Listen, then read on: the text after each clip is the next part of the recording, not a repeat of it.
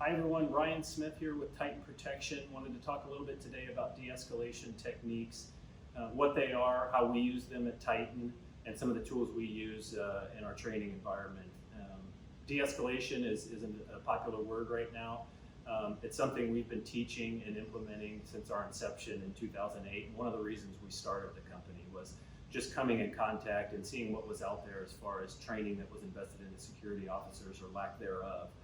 A lot of officers might only watch a short video or might not get any training whatsoever, just a uniform, shirt, and address, and told to go stand there. So we thought we could do a little better than that, and something that we take, like I mentioned earlier, very seriously and invest quite a bit into. So wanted to show you a couple of tools we use and what de-escalation means to us. Hi everybody, Josh Leon here for Titan Protection Consultant. I want to welcome you to the Titan Training Room. This is where our new officers and our veteran officers spend all of their training time, other than obviously at the range. One of the tools that we utilize to ensure our officers are going to perform in the field like we want them to is our simulator here. Our simulator actually puts the officer through real-world scenarios to where our instructors can craft that officer to have the response that we're looking for. Many times an officer's verbal skills can make a situation worse, and so what we're going to do is teach that officer and train that officer to get those skills to where my verbal contact with somebody out in the field is going to calm things down, and it's going to present us with an ending that we're all looking for here. We're going to use boundaries, we're going to use space, and we're going to use time to get things calmed down. The great thing about this system here is our instructors are able to branch the system to where if the officer is struggling, that we can make things not go so well for the officer so they have some consequences. And if the officer is using good verbal communication skills, they're going to see that work out in the scenario itself. I'm going to take you through a couple different scenarios here. The very first scenario we're going to see is going to be not what we're looking for. It's where an officer is not using de-escalation techniques. He is actually adding gasoline to a fire and making the situation worse. And then what we'll do is we'll show you how we're actually looking for it to be done. A de-escalation approach to a conflict situation, which ends in a very, very happy ending.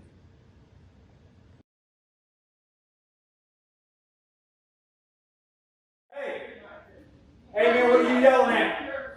Hey dude, come here. Stop yelling. Get over here. Get over here.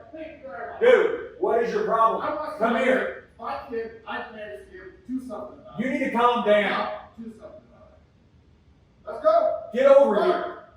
I'm not going to ask you again. I'm a parent. Get over here. I pay your taxes.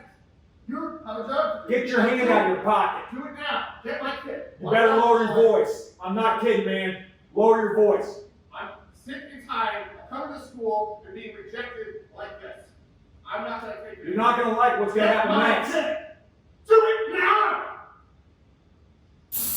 Oh, come on. Get on the ground. You're under arrest. Get on the ground. Get on the ground. So I think we can all agree we didn't like how that one turned out. We can't have an officer screaming and yelling at somebody for them to stop screaming and yelling. That doesn't really work. Our officer, me in this case, came in totally hyped up, just as angry as this guy was, and it resulted in a real poor outcome. This gentleman is upset about his child. You are not going to be able to take that away from him. He is upset about his child. So what we have to do is have some understanding, and we actually have to know that his argument has some validity, that he's upset about this experience, what's going on with his child. Everything goes wrong here. OC spray is used inside of the structure. You can see one of our receptionists here is trying to shield herself away from the OC. This is not what we're looking for. This is us actually throwing gasoline on the fire and making things worse.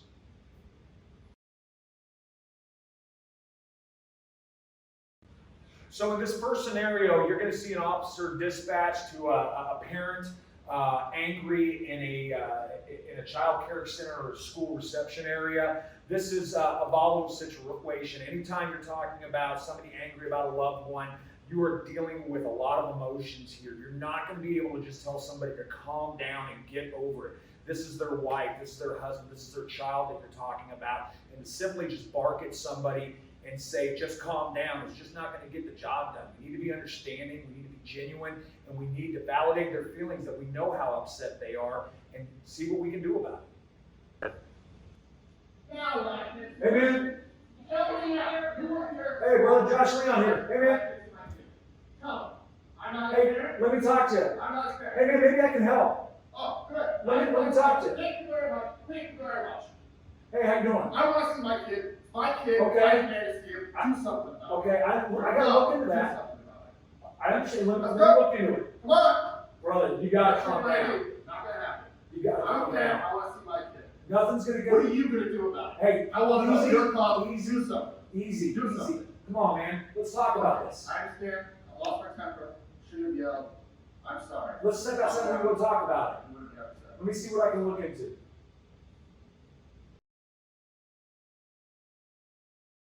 In the second scenario, me as the officer has been dispatched to an intoxicated subject behind a bar. We're going to have to deal with several different things in this scenario as you'll see it unfold, but we're going to use good verbal skills, good distance, good officer safety measures, and just being a good, helpful person to bring this scenario to a peaceful end.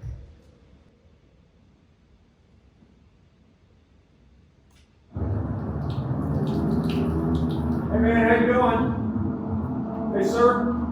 Hey, Hey brother. hey, it looks like the cops are here. You Hey, just ladies. go to the bathroom and start Ladies. mom. You Ladies. do it on the bar? Oh, hey, look, we're gonna film you the whole You time. can film me What all do you do? want. That's What do absolutely do? fine. But can you back away? Can you back away so I can talk to him? I don't think he's feeling well. What? Hey man, What? I don't think you're feeling well. Are you okay? Are you feeling all right? What? I'm here to help. My name's Josh. Are you feeling okay? I just want to go home. Let me make that happen for you, I man. just want to go Well, home. I can help with that. Then when I'm done driving, Certainly I'm can all help. done. All right, I buddy. just want to go Let me home. come sit you down. Your balance doesn't look so good. I'm going to come help you out. I just want you to have a seat. So in this scenario, we do the complete opposite of our hostile officer. We are here to help. From the very beginning, we're here to help. We want this guy to get home and get home safe. Some officers can make a couple of mistakes here. They can get worried about the man urinating on a building. Ladies and gentlemen, the rainwater is going to wash that away. That's nothing to get tied up on. He's going to be okay. That's our number one goal. The second thing officers can get tied up on, the young ladies who are filming, it is their every right to film us doing our job. Now, can we ask them to back away so we can do our job safely? Absolutely, but we can't get tied up on that. We have one goal and one goal only, and that is to make sure this gentleman is safe. He is not showing us a threat of any kind. I kept my distance and kept my space, and we actually hear him say, I just want to go home. So let's help him out and let's get him home.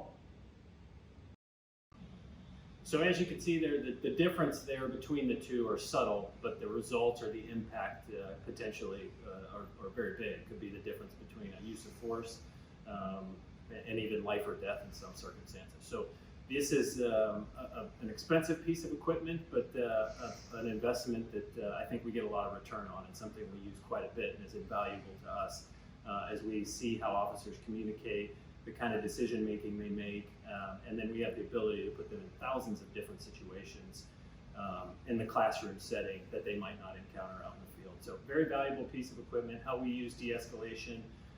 We know that a lot of those situations we can't always control the outcome. We don't expect perfection out of our officers, but we certainly expect excellence. It's one of our core values here behind us, and these are some of the tools that we use to accomplish